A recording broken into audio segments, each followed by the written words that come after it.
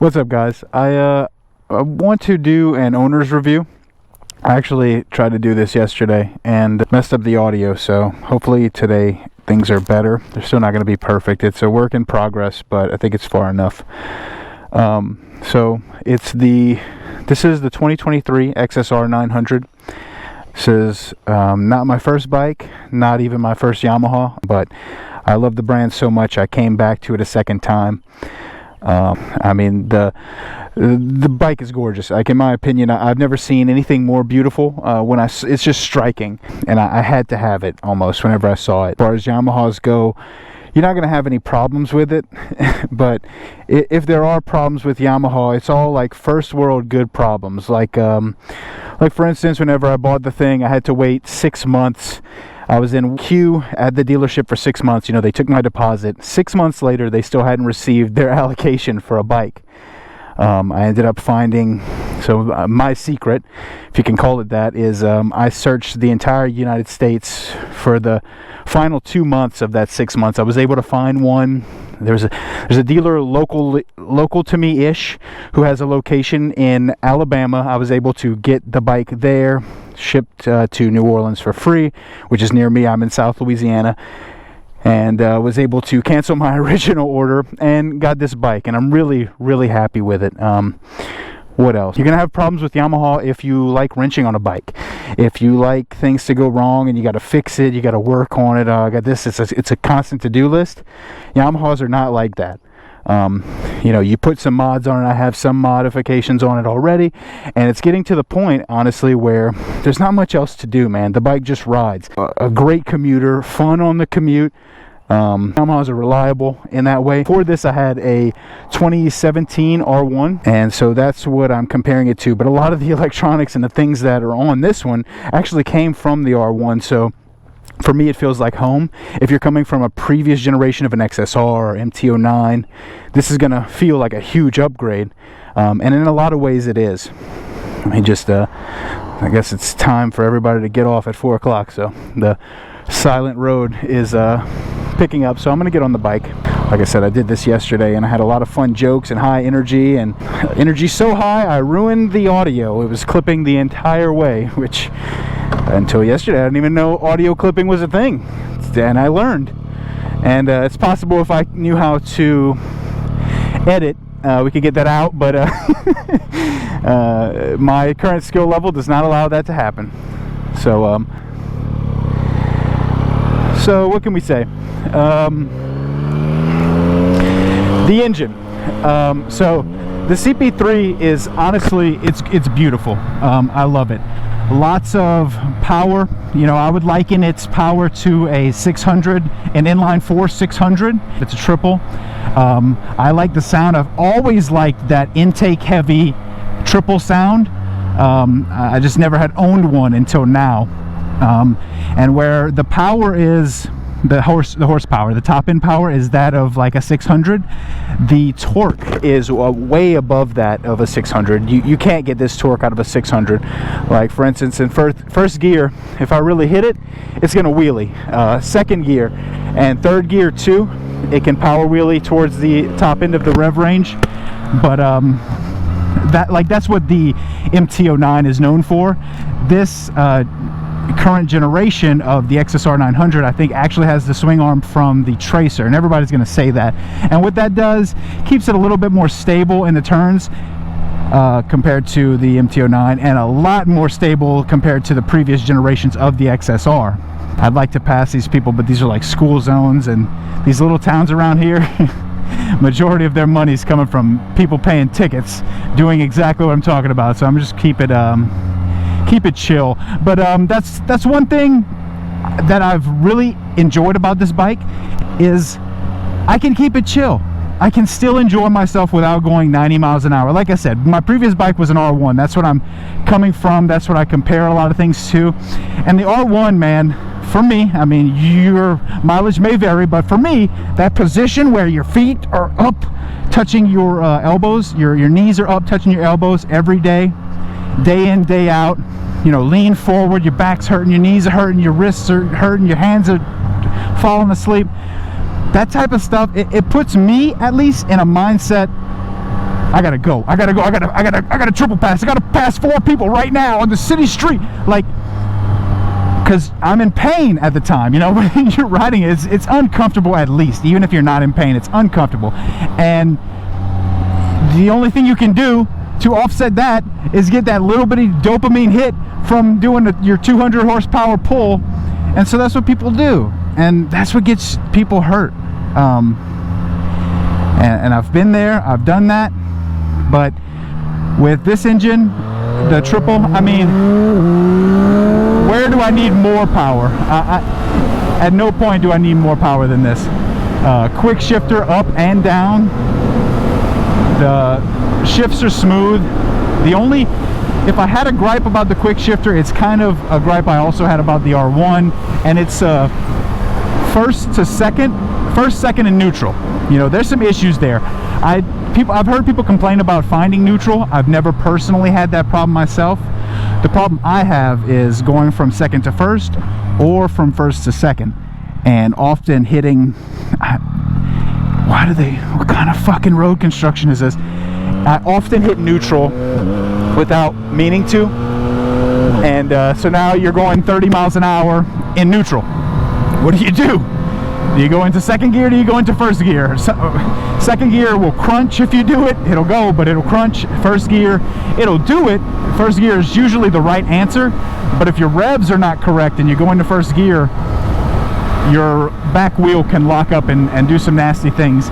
Now, you usually don't see that on this bike because of the rev matching, because of the auto blip downshifting.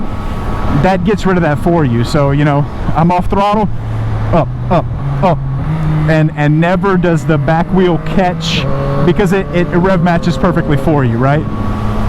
So, which is why it's so jarring and unsettling when you're in neutral. You're like, oh, let me fix it, let me go into first. Woo! And I used to see that all the time on my R1. What I think it is, I never see that when I put like conscious effort into the shift. Like you're putting a lot of power behind your foot, moving that shifter. When I do that, this never happens. So it's entirely possible this is just a user error thing, but it is something I want to mention because it happens at least once a ride, and sometimes more than that. I will say on the R1 is definitely a faster bike, okay? Definitely. No ifs, ands, and buts about it. But I feel like I'm faster on this bike. Does that make sense? One reason, the air, right? The naked bike, the air is hitting you, and I don't really notice the air until I'm at about 80 miles per hour. At that point and above that, you feel it, right? But that's good for a person like me, because whenever 120 miles an hour feels the same, just as smooth as 60 miles an hour, well, you're gonna do 120 miles an hour more than you should. And that was, like I said, that was my problem with the R1. But this, when I'm doing a speed that I shouldn't, I'm aware of it.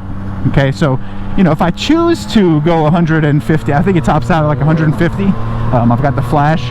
If I choose to do 150, I'm very much aware that I'm, you know, going that fast, and I haven't done that, and I don't expect that I ever will.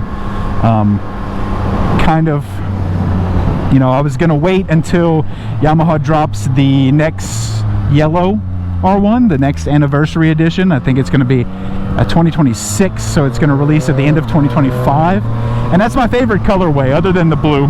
The blue is great. But I saw this, and it's, I mean, it's gorgeous. It's absolutely gorgeous. And I'm a Subaru owner, and if you've seen a Subaru, if you're into Subarus, you know that blue on gold is everywhere. It's ubiquitous within the community and within those cars. On this bike, it's like, holy shit, it's like they made a bike for me. It became a compulsion to get this bike, a responsibility, if you will, for me personally. I couldn't stop myself. So and man, I'm really happy. Admittedly, I am still on the honeymoon phase. You know, I don't know if you guys can see, 961 miles on the clock.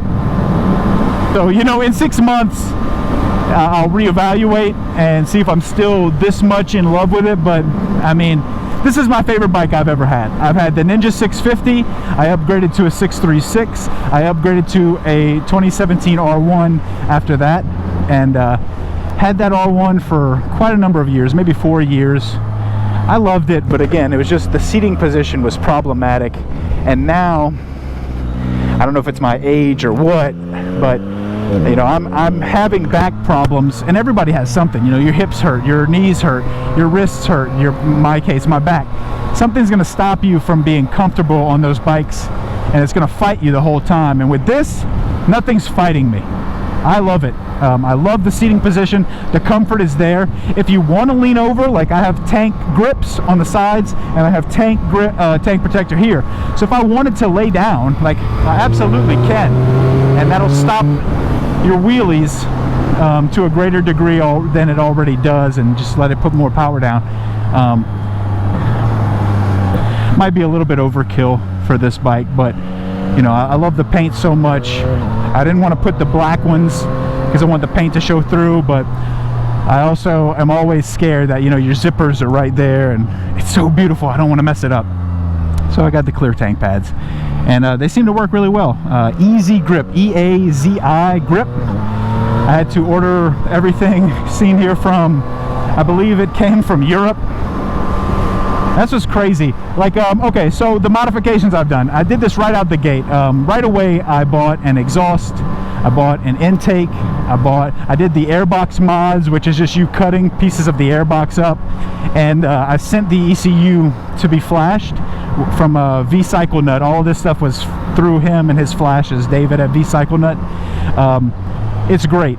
I don't have the exhaust yet. I ordered, I believe it's Spark. Spark makes a full titanium race exhaust. And what I did first, so I have two favorites. I like the SC Project S1, so I ordered that one. It's cheaper, and it wasn't in stock. And then I went on the website that David's distributor, who he gets his exhausts from, it showed in stock for the Spark exhaust, which it's all listed as an MT-09, but the exhausts are the exact same. They fit both bikes. And it's showing in stock the full titanium Spark exhaust, right? So it's an upcharge. So I talked to David. I'm like, let's buy that one instead. It's in stock. He's like, hell yeah, I'll call him Monday. Monday comes around, and he's like, dude, I'm sorry. Their site had it listed as in stock, but they're fighting me now, saying it never did, even though we both saw it, and it's actually not in stock. So, you know, I'm in a situation where I've got the flash for the exhaust already on the bike, but I'm assuming when I actually get the exhaust, you know, maybe 4 horsepower, maybe 3 horsepower is going to come, because there is some restrictions in this stock exhaust. But even with the stock exhaust and a tune for the other exhaust, I mean, the bike performs way better than stock, and like I said, I expect it to perform even better when I actually get the exhaust. And David's awesome. He's not paying me to say this, but you know, if in my situation I have it tuned for the Spark exhaust, let's say I cancel all that and I buy a Yoshimura, I can send him my ECU if I choose to. I think they're so similar that I'm not really worried about it, but if I chose to buy the Yoshimura, I can send the ECU off to him again. He'll flash it again for free. Cool fucking dude. He does extensive research. He owns the bikes, so he dynos every combination of modification, and you tell him what you have, he puts those Legos together, makes that tune, sends it to you. It's a beautiful thing. Like, I have 960 on the clock, and my rear wheel is already starting to be flat in the middle, and you know, it doesn't affect anything at the point it's at, but you feel it in the transition, you know, from straight to over. The bike becomes less, it feels less happy, less flickable. So I've already ordered the Road 6s, gonna put those on as soon as they come in. I think they should come in tomorrow, which is why I'm trying to ride it as much as possible, you know, not waste, not just throw away good tires.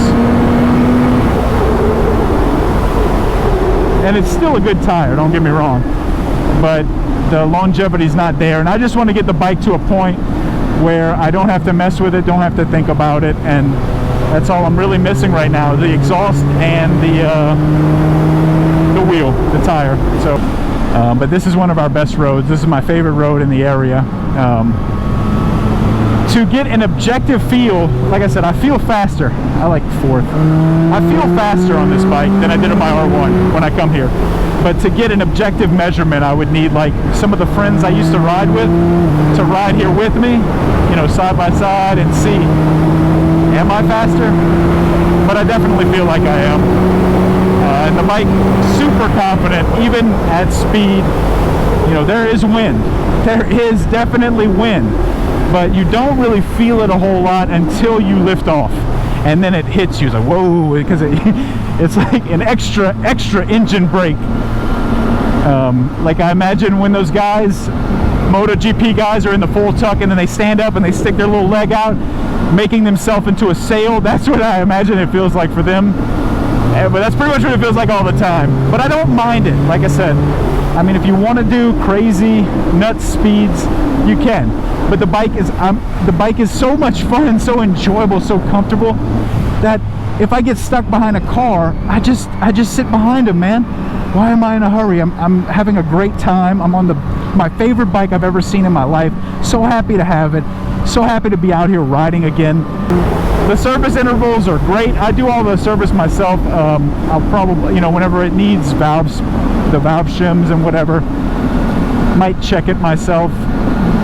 Might do it myself, I'm not sure, but in the past I would always just outsource that. But the valve intervals on like a Ducati are like 10,000, 12,000.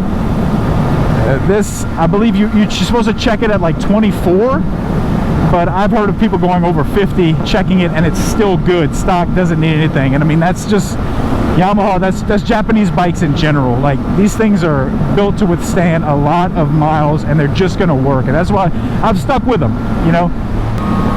So with this, you know, you buy once, you cry once, and it's all fucking tears of joy after that. Or it has been so far.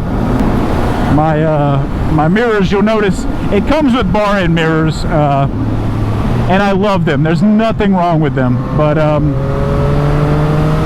in my area, to keep a bike safe, you don't want to leave it outside.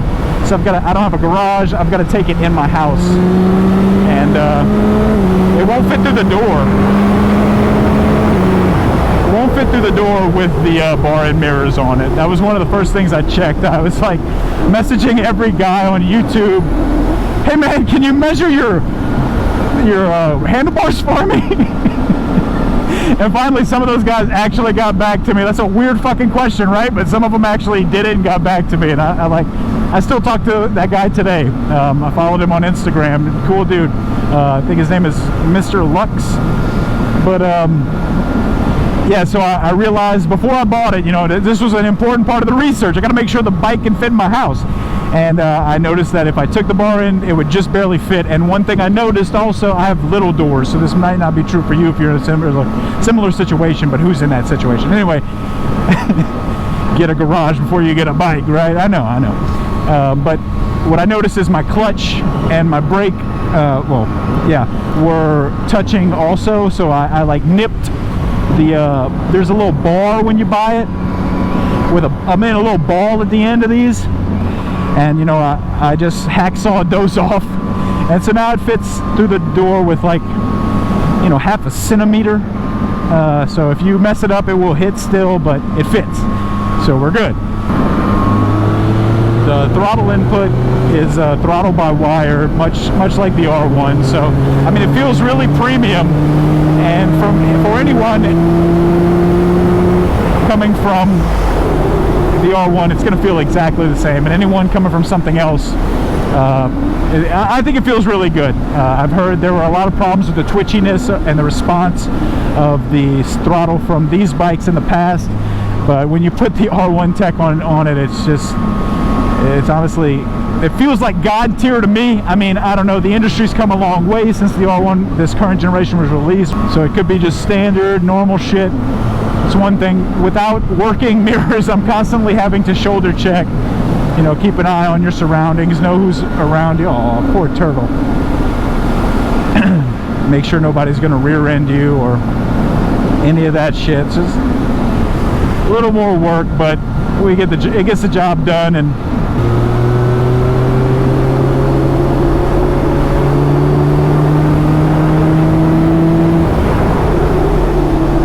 there's definitely some range anxiety. You know, you're lucky if you get 150, 180 miles out of a tank, and that's really pushing it. It's actually really good on gas. Like you can set it to where you can see the fuel consumption, and sometimes around town, like 45 miles an hour, 55 miles an hour, like you can get up to 60 miles per gallon. It's actually pretty impressive. So again, as a fuel saving cheap commuter, this is definitely that. And then to have this much fun, it's actually amazing. It's a no-brainer. I've only driven my car one time since I've had this. I've had it about 2 weeks now. It's like when it rains, right? Because I got to get it in and out the house. So I'm going through grass, and if it's wet, it's not a good time. Sometimes it's actually an impossible time trying to get that thing up the ramp if the tires are wet. So, you know, I pick my battles. I've done that in the past, and I learned from that mistake. It's just easier to take the car on those days. But man, whether I take it to work or not, every single day I've gone out for a ride, you know. And I'm not doing long rides. I mean, I have done long rides, but my longest ride was about 140 miles. That was like my first day bringing it back. And I will say, I have these pants are like Kevlar lined, and I noticed there's a little more cushion on the butt than like some normal just regular blue jeans. But even so, you know, this seat, it comes up in every review. Here's the seat talk again. It's shaped amazing, okay? It holds you in. You know, you can move around. You can go a little bit forward, you can move a little bit back, and then when you do all the way to the back, it's like it's contoured to your body, to your butt and your back, and you just feel super solid. So it's very comfortable perch. The position I'm very happy with.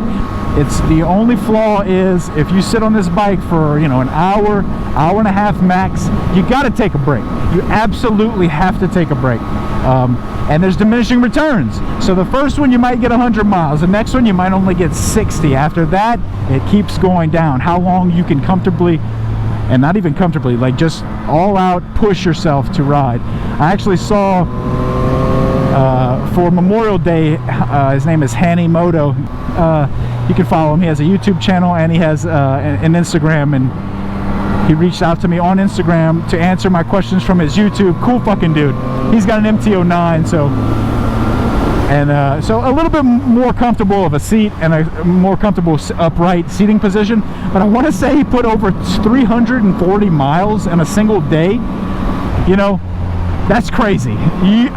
I don't think you could do that on this. I really don't. I know for a fact I can't, and I don't think you can, honestly.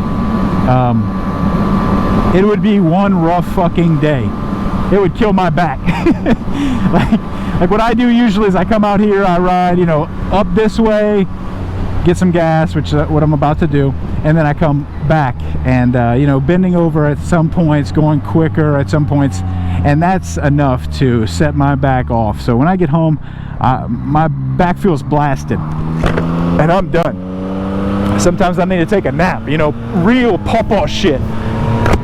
But I mean, you can buy aftermarket seats. I think the seat looks beautiful, and I think for the style of riding I do, which is short little jaunts, fun twisties and everything, I think the seat is definitely more than adequate. And the looks are beautiful. I like the stitching on it, and like I said, the way it's shaped, I love all that. I love the way my riding triangle is on the bike with this seat, so I see no need to replace it, in my opinion.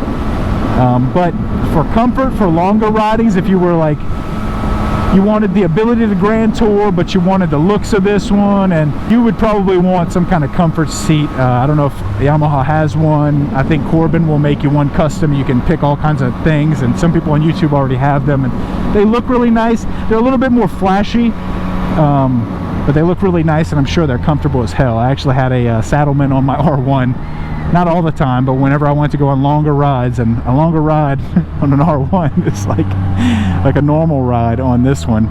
For me, at least, it was. Some people commute on those. They're fucking crazy.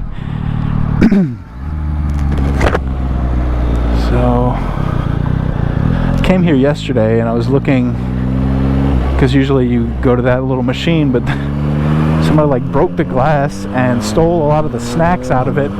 They didn't even touch the Gordettos. They didn't touch, guys, broke the snacks, didn't touch the Gordettos, the best thing in that fucking cabinet. Fucking animals. Damn. So yeah, I'm gonna go get gas.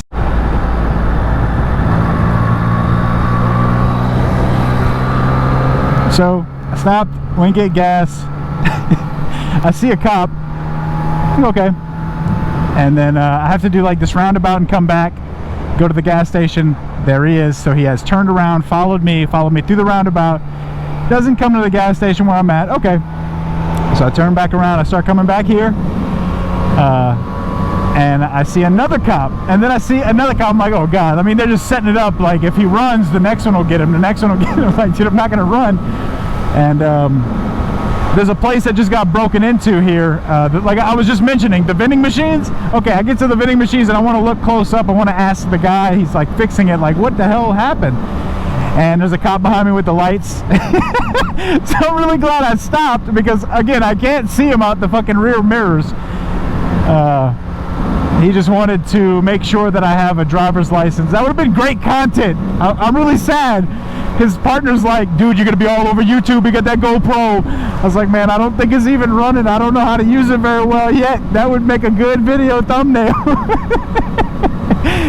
And yeah, cool cops, man, just doing their job. I showed him the I have the paper license plate, I just don't have it on, and he was cool with that and let me go. Asked me how fast I went, like, hey, before I go, you want to incriminate yourself? Like, nah, man, I've done 80 and that's it. Like, at 80, there's too much wind buffeting, dude. There's no protection. He's like, oh, damn, all right. That's a nice fucking bike, man. Thank you, sir. Y'all have a good day. I'm all fucking adrenalined out. If I didn't have a good time with the fucking with the ride, you know, getting off with a warning or just stern talking to from a police officer is always a good day, man. So I'm gonna end it here, cut my losses. It's a beautiful bike. It's strikingly gorgeous. It's so much fun, like, and I just can't wait to get back on it. And like I said, like, you take a little break. Like, I just went, take me a little 5-minute, 10-minute break with the gas, and then a 5-minute break with the cops, and man, I'm ready to go again. And it's just, you want to go back to it, go back to it, go back to it. I love it, man. I love it. After one single riding session, I used to save the R1 because that's it for the day, and now I just like park it in my yard because I know I'm going to come back to it. I love coming back to it. It's an amazing bike, guys. Highly would recommend it. If you could just ride one, if you can get a test drive on any of the new platforms, the XSR 2022 and the 2023 are pretty much exactly the same. I heard someone say that they're only making blue in 2023, but I don't know if that's true or not. But I know the demand is definitely there. If I had to guess, I would assume their factories are just balls to the wall making these as fast as they can. But they probably make more money on the R1Ms and the other big Yamaha bikes. So if the profit margins are bigger on those and they all take a limited number of chips, you know, you're going to make the higher profit models. I understand. There's more of these in Europe, but that's another reason I wanted to get it, because stateside, there's not many of these. And this is the most beautiful bike I've ever seen. Why is there not more of these? Everyone bow down to the king of jump cuts. Guys, if you made it this far in the video, I love you. Thank you so much. I love this bike. I can't say enough good things about it. I'd buy it again. I'd suggest anybody interested do the same. I really appreciate you guys watching, and I hope you have a good rest of your day. Later!